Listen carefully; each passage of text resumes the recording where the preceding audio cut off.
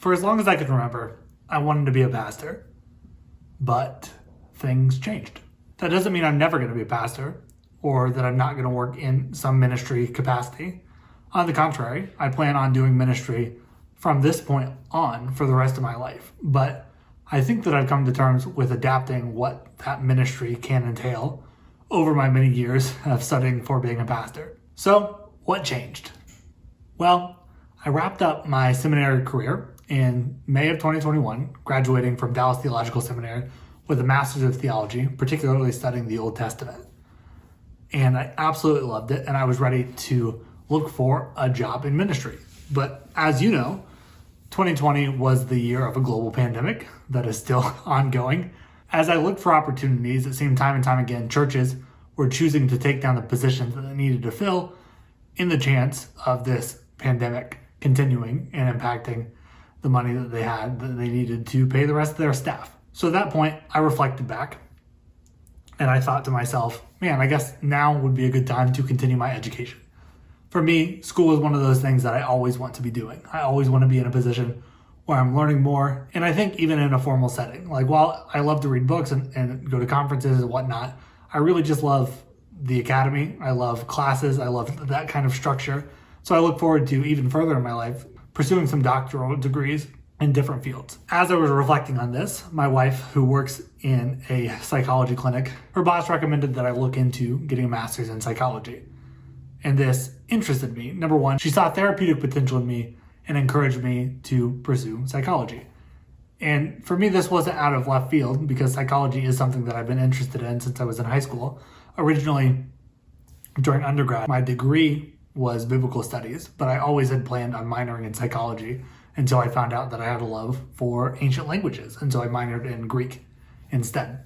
But there was always that little acorn on the back of my head saying, man, at some point it would be really cool to study psychology. Even if you don't use it in a professional context, at least you can have the knowledge base. And that could be something that I could use as a useful tool for ministry. I have similar thoughts that as I'm pursuing a Master's of Applied Psychology, that there will be future application to ministry contexts, especially given my seminary and undergraduate training in biblical studies and theology. But for now, I'm not trying to rush into a pastoral position. Well, I think that I could fill that role fine, and it obviously depends a lot on the position in the church. I think that I'm content with where God is directing me in terms of psychology,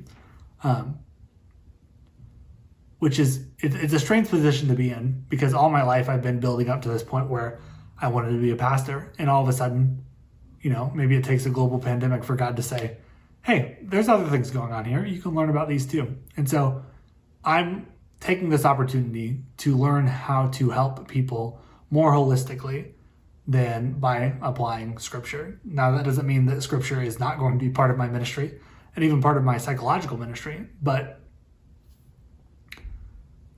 it does open the doors in the future for me if I'm in a ministry position to be able to apply my clinical skills with the people in the church. I'd be in a good position to help encourage members of whatever church I end up at to pursue psychological assistance themselves and help them understand that this is something that God has made available for us as Christians living in this time, that pursuing mental help is not a bad thing. And it's similar if you have a broken bone. Like, God doesn't say, okay, you just need to pray about that and your broken bone is magically going to mend itself.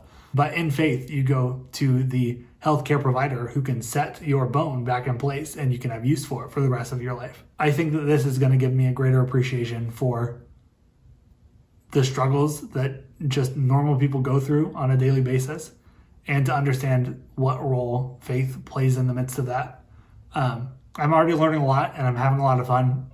I'm 3 semesters in at this point with about 3 semesters left, and I am excited to see my next steps and start working in the psychological field. So I don't think that this video intentionally has a takeaway for you, but I do think that there's a moral, which is that man makes plans and it's okay to let God change those plans. And I don't think that God has any one specific thing for us on earth or even in the future. I think that one of the beautiful things about heaven or the life on earth after the new creation occurs is that we get to learn with God forever. And so I think of these skills and things that I'm learning, both regarding the Bible, but also regarding life generally, are going to be beneficial in the next life. So yeah, if a pandemic happens to come again and you had plans and they get changed, just roll with it. See what happens. So I'm Matt the Red. Thank you so much for watching. I will see you tomorrow at 10 a.m. Bye.